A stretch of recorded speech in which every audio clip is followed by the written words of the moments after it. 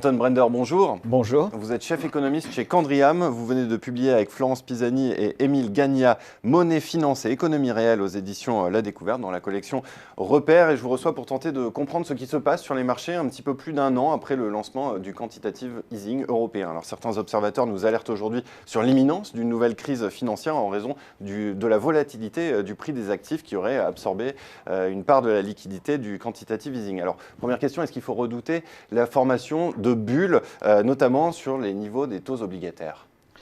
Alors, ce que certains disent, c'est qu'effectivement, comme on a des taux obligataires qui ont énormément baissé, donc le prix des obligations est fortement monté, eh bien, en tout cas celle des États européens, d'un certain nombre d'États européens, eh bien, on se met à parler de bulles obligataires.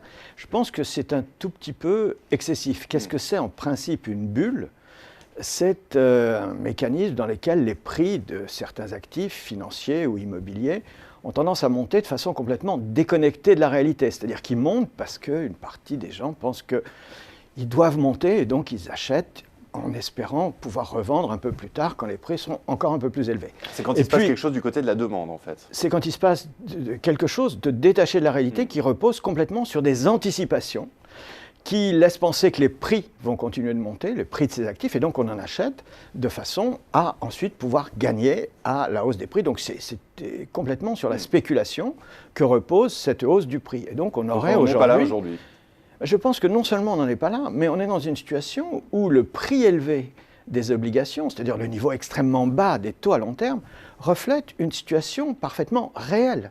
C'est-à-dire qu'on est dans un monde où, pour des raisons complexe, on a de moins en moins de gens qui veulent ou qui peuvent emprunter, et même des fois qui ont envie de leur prêter, et de l'autre côté, on a toujours des gens qui veulent mettre de l'argent de côté. Et c'est ça, en fait, que sanctionne aujourd'hui, que traduit le niveau extrêmement bas des taux d'intérêt.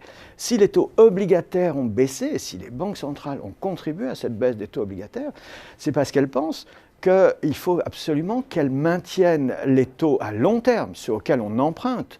Si vous voulez inciter des gens à emprunter plus, il faut que les taux auxquels ils empruntent, et pas simplement les taux à court terme, mais aussi les taux à long terme soient bas. C'est ça que font les banques centrales aujourd'hui.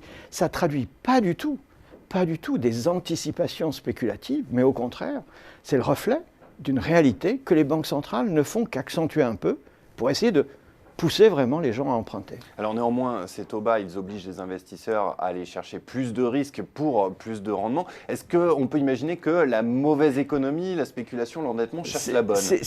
On n'oblige personne, il ne faut pas se tromper. Quand les taux sont bas, on n'oblige personne.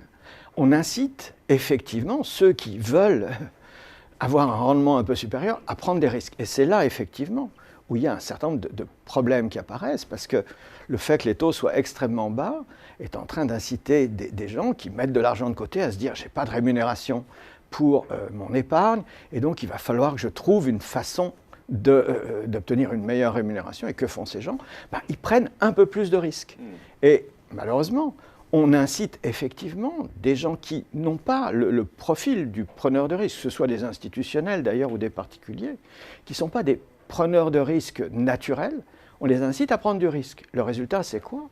C'est que, surtout compte tenu de l'état actuel d'un certain nombre de marchés financiers sur lesquels les effets de la régulation ont réduit un petit peu les mécanismes de teneurs de marché qui jouent un rôle stabilisateur, eh bien, le résultat, c'est quoi? C'est que dès que les cours boursiers, par exemple, se mettent à baisser un peu, les gens qui étaient rentrés sur ces marchés dans l'espoir de trouver un rendement supplémentaire, comme ils n'ont pas le profil du preneur de risque naturel, ils se retirent, ils vendent, et du coup, les prix baissent encore plus. Et donc, on a un facteur de volatilité, effectivement, qui a été introduit par ces taux extrêmement bas, tout simplement parce qu'ils incitent des gens qui ne sont pas des preneurs de risque naturels à prendre plus de risques. Ça, c'est une des conséquences, effectivement, de ces politiques un peu extrêmes que mènent aujourd'hui nos banques centrales. Alors, que peuvent faire les banques centrales maintenant pour que ce quantitative easing bénéficie davantage à l'économie réelle?